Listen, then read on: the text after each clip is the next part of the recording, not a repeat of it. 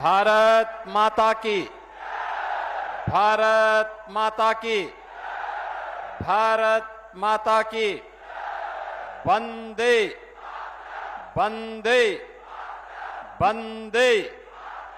नमः पार्वती पतये हर हर। बहनों और भाइयों, ये धरती इतनी पवित्र है, ये मनुष्य तो ज्ञान, मुक्ति और अध्यात्म की प्राप्ति के लिए इस धरा पर आता ही है। सनातन धर्म की हमारी परंपरा है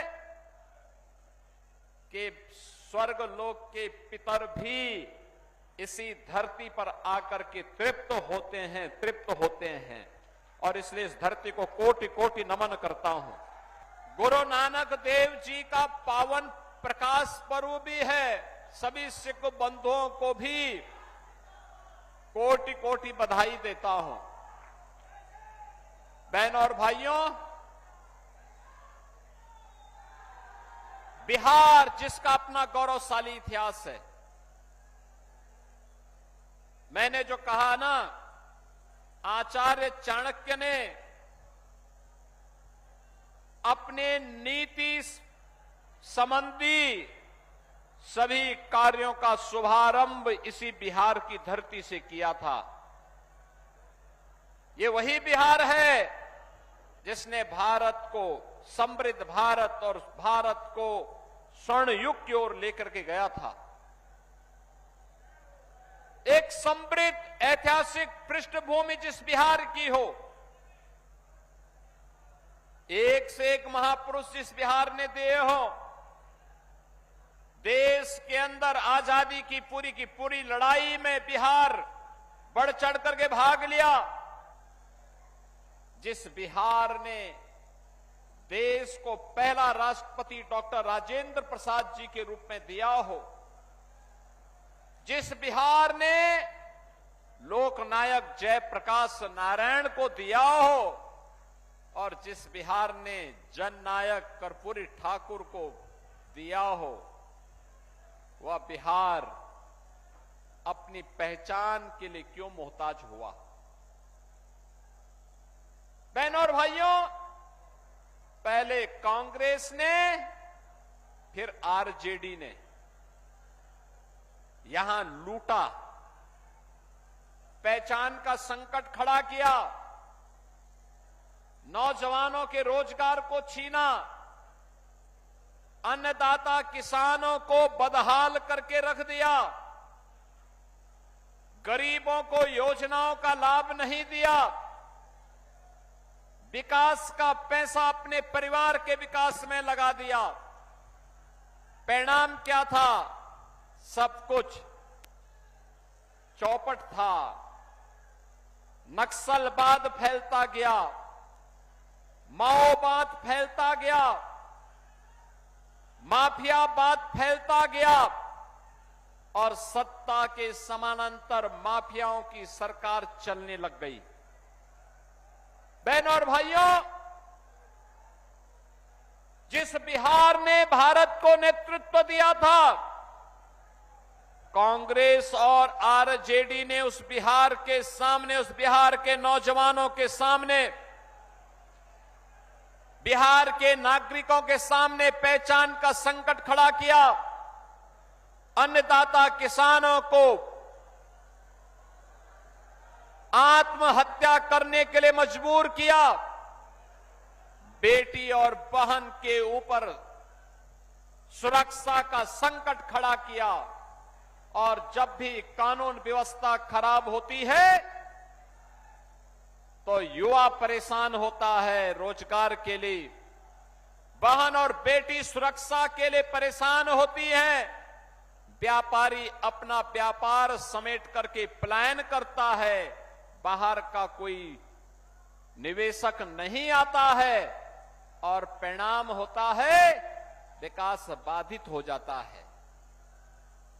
बहनों और भाइयों, आज जब प्रातः में गया के लिए लखनऊ से चल रहा था वहां पर मैंने एक कार्यक्रम किया। उत्तर प्रदेश में आरजेडी और कांग्रेस का एक पार्टनर है समाजवादी पार्टी। समाजवादी पार्टी का एक वहां पर माफिया था जो उसका शागिर्द रहता था।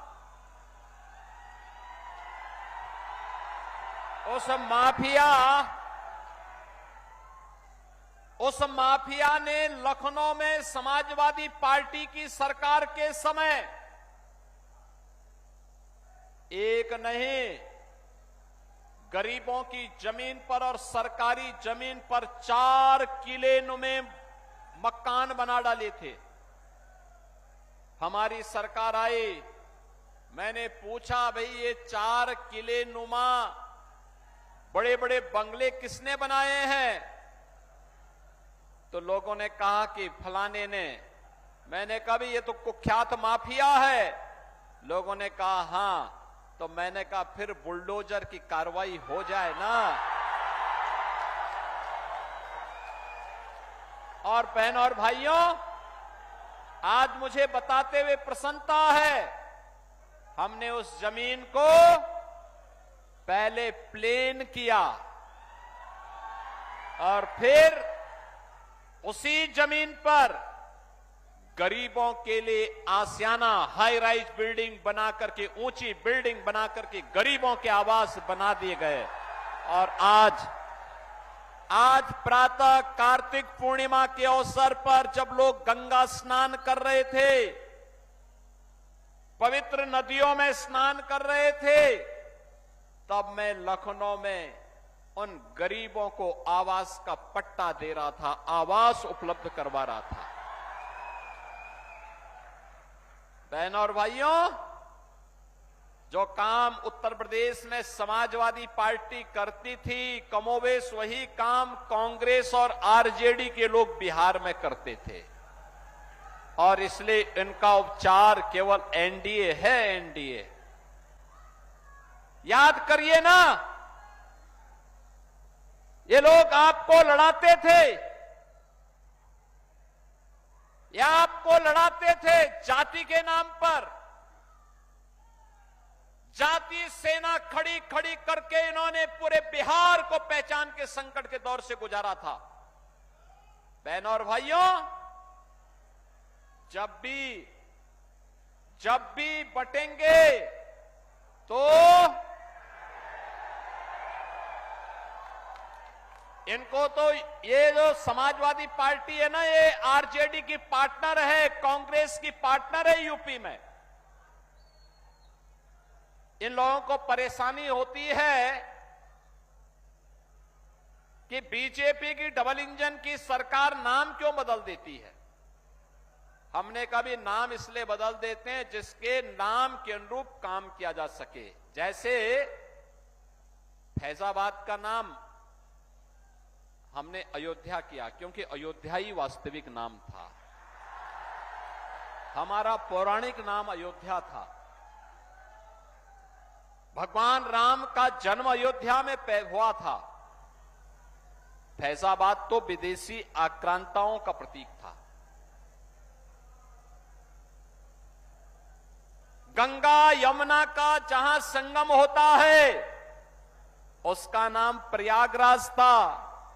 मुगल काल में इलाहाबाद कर दिया, हमने फिर से पलट करके प्रयागराज कर दिया। समाजवादी पार्टी को इसमें भी परेशानी है, कहती अयोध्या नाम क्यों कर दिया, प्रयागराज नाम क्यों कर दिया। और यहां पर कांग्रेस को परेशानी होगी कि कहीं वीरेंद्र सिंह जी वजीरगंज का नाम न बदल दे। बहनों और भाइयों, अगर हमें आगे बढ़ना है तो विरासत का भी सम्मान करना पड़ेगा। अपनी विरासत को सम्मान कर देना पड़ेगा।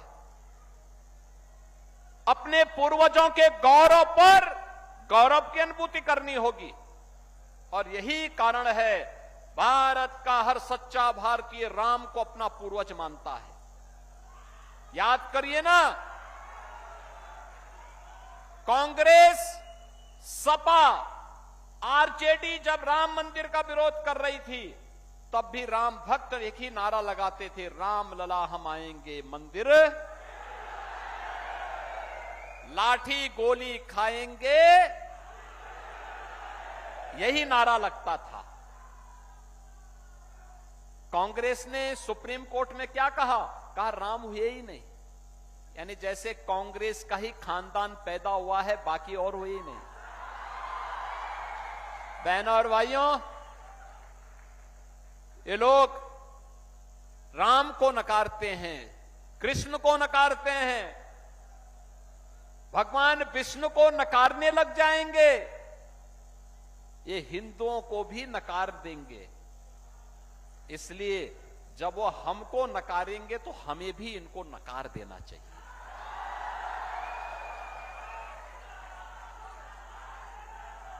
आरजेडी ने राम मंदिर के रथ को रोक दिया था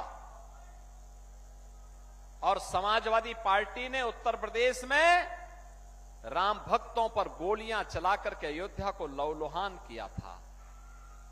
लेकिन हम लोग जब आए उत्तर प्रदेश में, डबल इंजन की भाजपा की सरकार आई, हमारा जो संकल्प था, राम भक्तों का जो संकल्प था, लोग कहते थे क्या मंदिर बन जाएगा? हम कहते थे जरूर बनेगा। लोग कहते कब बनेगा? अरे हमने कहा काम तो थोड़ा करने दो। और आज आप देखते होंगे अयोध्या में राम मंदिर, भव्य राम मंदिर का निर्माण हो गया। हो गया ना? कोई संदेह है क्या? कोई संदेह है क्या? अयोध्या में राम मंदिर का निर्माण भी हो गया है, काशी में काशी विश्वनाथ धाम का निर्माण भी हो गया है, मथुरा वृंदावन में भी हम लोग ऐसे ही कार्य कर रहे हैं, हर तीर्थ को ऐसे ही सजा रहे हैं, कोई भेदभाव नहीं, सारे तीर्थ सजेंगे। और ये लोग, ये सपा के लोग क्या करते थे? ये लोग पैसा हमारा, और उस पैसे को देते थे कब्रिस्तान की बाउंड्री के लिए। हमने कहा ये पैसा कब्रिस्तान के लिए नहीं जाएगा, ये पैसा मंदिरों की सुंदरीकरण के लिए जाएगा, तीर्थों के सुंदरीकरण के लिए जाएगा, हिंदू श्रद्धालुओं के सुविधा के लिए जाएगा, गरीबों के लिए आवास बनाने में खर्च होगा, गरीबों के लिए शौचालय बनाने में खर्च होगा। बहनों और भाइयों, क्या नहीं हो सकता? करने की इच्छा शक्ति होनी चाहिए। आप याद करिए, मोदी जी ने 11 वर्ष में कैसे भारत का कायाकल्प करके रख दिया है। पहले बिहार में 2005 के पहले क्या था? पहचान का संकट था, अपराध था, माओवाद और नक्सलवाद था, जातीय संघर्ष था।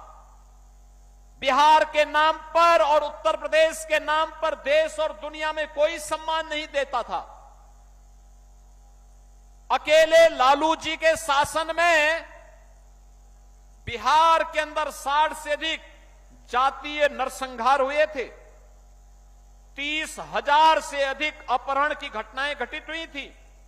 व्यापारी सुरक्षित नहीं, डॉक्टर सुरक्षित नहीं, इंजीनियर सुरक्षित नहीं, कोई भी संभ्रांत व्यक्ति सुरक्षित नहीं।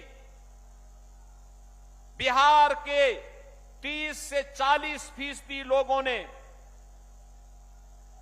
गोरखपुर में, वाराणसी में अगर आप देखेंगे 40% आबादी बिहार के लोगों की, क्योंकि उस समय जंगल राज था। बहनों और भाइयों, नीतीश जी के नेतृत्व में, नीतीश बाबू के नेतृत्व में 20 वर्ष में सुशासन की सुदृढ़ नींव रखी गई। मोदी जी ने पिछले 11 वर्ष में विकास के जो कार्य किए, आज बिहार के अंदर रोड की कनेक्टिविटी है, रेल की कनेक्टिविटी है, एयर कनेक्टिविटी है, और अब तो वाटर वे की कनेक्टिविटी भी बिहार से होते हुए उत्तर प्रदेश को जोड़ रही है। ये वाटर वे की सुविधा, जल मार्ग की सुविधा, कार्गो के लिए अन्नदाता किसानों के उत्पाद को, वह खाद्यान्न हो, सब्जी हो, फल हो, या बिहार का मखाना हो, ये दुनिया के बाजार में पहुंचाने का एक अभियान है। बहनों और भाइयों, आज बिहार के अंदर क्या नहीं है? एनआईटी है, आईएम है, एम्स है, इंजीनियरिंग कॉलेजेस की एक लंबी श्रृंखला है, मेडिकल कॉलेजेस की एक लंबी श्रृंखला है। आज बिहार का नौजवान फिर से अपनी प्रतिभा और अपनी मेधा की छाप दुनिया के अंदर छोड़ रहा है, तो बिहार के विकास में भी योगदान दे रहा है। बहनों और भाइयों, उसी बिहार को याद करिए, करने की इच्छा शक्ति होनी चाहिए। मोदी जी ने 11 वर्ष में विकास भी कराया है, विरासत का भी सम्मान किया है, और साथ साथ देश के अंदर 80 करोड़ लोगों को फ्री में राशन की सुविधा का लाभ, 50 करोड़ लोगों को प्रतिवर्ष 5 लाख रुपए स्वास्थ्य के लिए फ्री में, 46 करोड़ लोगों के बैंक अकाउंट खोल करके सरकार की सुविधा बैंक में जाएगी, 12 करोड़ गरीबों को स्वस्थ ईंधन के रूप में एलपीजी के कनेक्शन, ये कांग्रेस के समय में ब्लैक होती थी, 25-50 हजार रुपए में भी नहीं मिलता था कनेक्शन। आज मोदी जी ने 12 करोड़ लोगों को फ्री में दे दिया, 12 करोड़ गरीबों के घर में शौचालय बना दिए, 4 करोड़ गरीबों के घर में एक एक सिर ढकने के लिए आवास दे दिया, 3 करोड़ गरीबों के घर में फ्री में बिजली के कनेक्शन दे दे। यानी पंच संकल्प बिहार की परिप्रेक्ष्य में फ्री में राशन, फ्री में स्वास्थ्य की सुविधा, फ्री में बिजली के कनेक्शन, फ्री में जल का कनेक्शन, फ्री में रसोई गैस का कनेक्शन। बहनों और भाइयों, यह है सुशासन की नींव।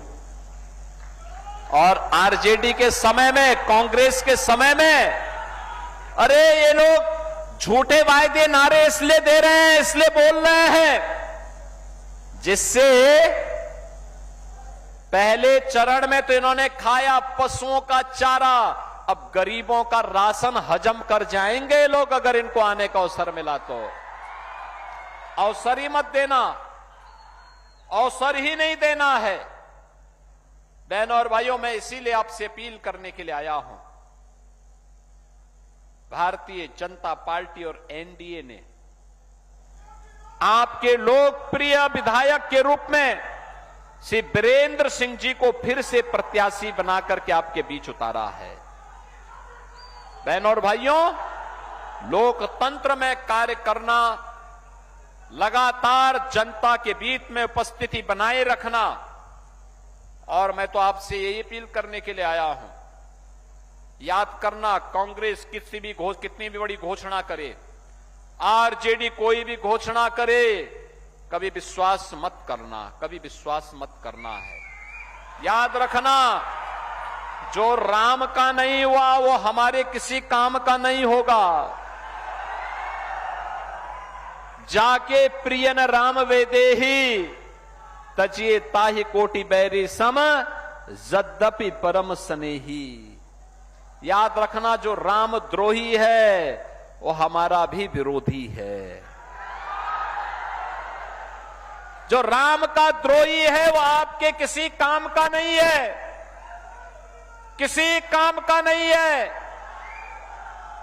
राम द्रोही राम राज्य नहीं ला सकता, वह जंगल राज ही लाएगा, और इन लोगों ने यही किया है, आगे भी यही करेंगे। इसलिए आपसे अपील करने के लिए आया हूं, बीरेंद्र सिंह जी को कमल चुनाव चिन्ह पर एनडीए के प्रत्याशी के रूप में भारी बहुमत से विजयी बनाना है। बनाएंगे ना? आशीर्वाद देंगे ना? कमल चुनाव चिन्ह पर आशीर्वाद मिलेगा ना सभी लोगों का? इधर इधर उधर, और ये गुंडों और माफियाओं का उपचार करने के लिए पीछे जो हथियार खड़ा किया गया है, उस पर जो लोग खड़े हैं वे भी बताएंगे ना, सब तैयार है ना?